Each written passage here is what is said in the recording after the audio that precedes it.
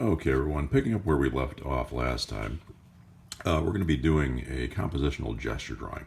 Now, we did the thumbnails last week, okay, and I was thinking about this one here, but actually, given the constraints of what I have to work with here to make the video, excuse me, I'm probably going to go with this one right here because I have to go landscape in order to videotape this. All right, excuse me, I just had to cough there. So we're going to be setting up this thing right here, doing a gesture drawing, compositional gesture drawing. So I'm going to set that aside, and I've got my larger paper here.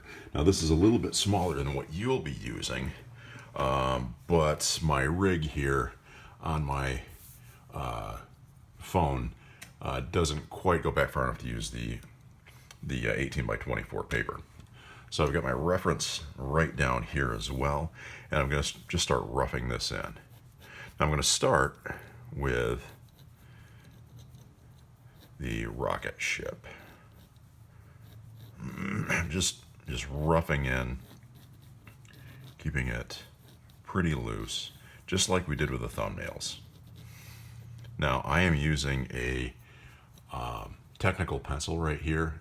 I'm drawing very light. These lines will be able to be gotten rid of very easily. Okay, so there's that basic shape right there.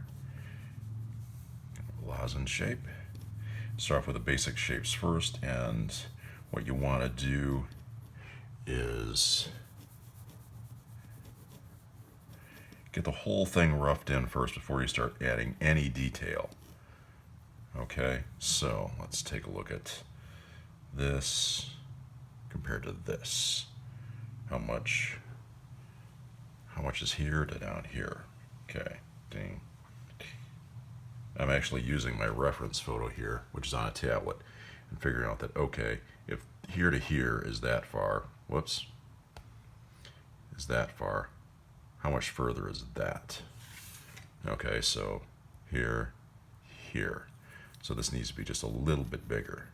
See, that's a quick and easy way to figure out if your drawing is proportionate. Just do simple finger measurements. Okay. For that matter,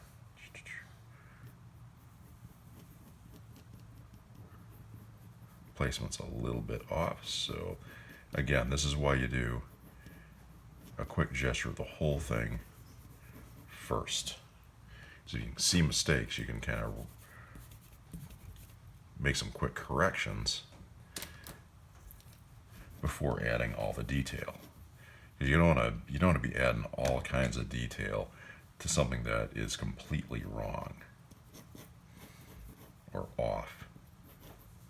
So let's just gotta go back a little bit further. Look at the angle of the ray gun, something like that. And I'm looking at the length to the height.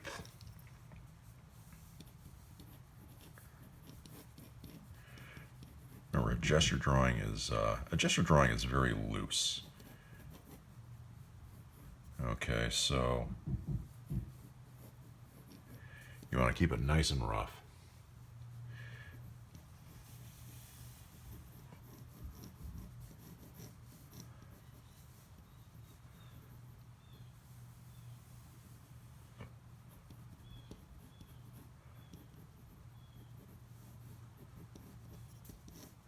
And a lot of these pencil lines can be made into shading lines later on.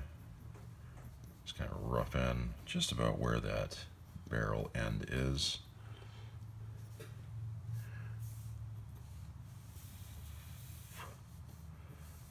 Okay, and we've got the paperback, or excuse me, the pulp magazine coming out like this. I'm looking at where objects overlap each other. Goes about to the end of the barrel, maybe a little bit further. And then there's the book right there. Okay. Let's add a little bit more refinement and detail to the various parts.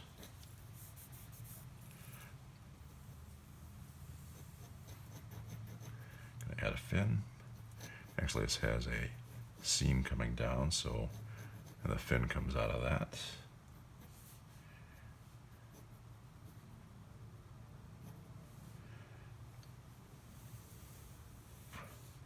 Now, what I'm looking at right now is the butt of this gun right here and how it relates to this fin here.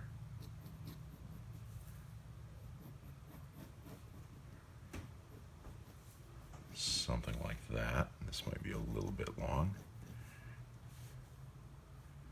And then, again, I'm looking at the photograph, seeing where things are in relation to each other.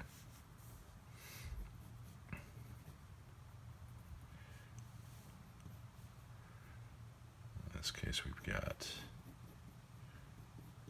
it's narrow right there. You can see the inside of this little cockpit right there.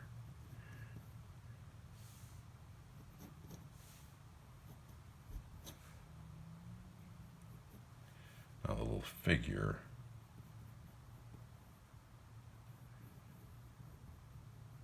is a little one-dimensional tin figure with a ray gun. Something like that.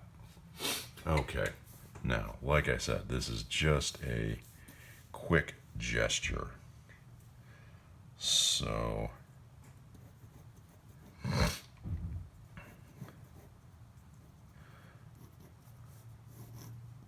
there.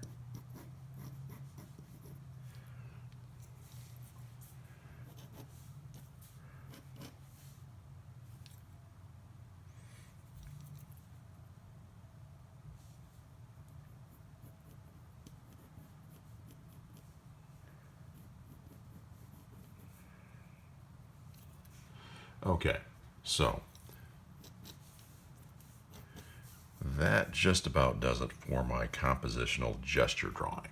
Now what I'm going to do next is I'm going to speed this thing up a little bit and start adding more detail and refining this. Okay, so we'll pick it up then.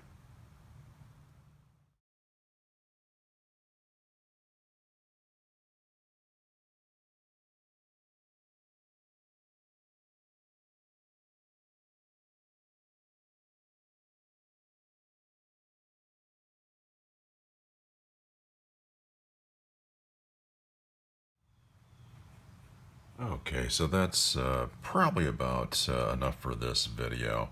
As you can see, I started with a compositional gesture drawing, then moved on to a what we call a structural line drawing. Okay, and then once that was, you saw it was pretty quick because I did it with time lapse, but you could see that I was going and making corrections and changes as I went. And then once that was done and I had the whole thing pretty much figured out, then I started adding some value, some lights and darks and that sort of thing. Only when I am absolutely certain that something is where it needs to go will I start really darkening things up. Okay, so got the ray gun pretty well roughed in. I've got the spaceship started and the book back here that I really haven't done anything with, and there's also going to be a little bit of background shadow and that kind of stuff. But the focal point of this composition doesn't need to be anything in the background or anything like that. So what you want to do is basically stick with the objects. Make those your focal point, okay? All right. So we'll pick this up later, and then you'll see it through all the way through. All right. Talk to you later.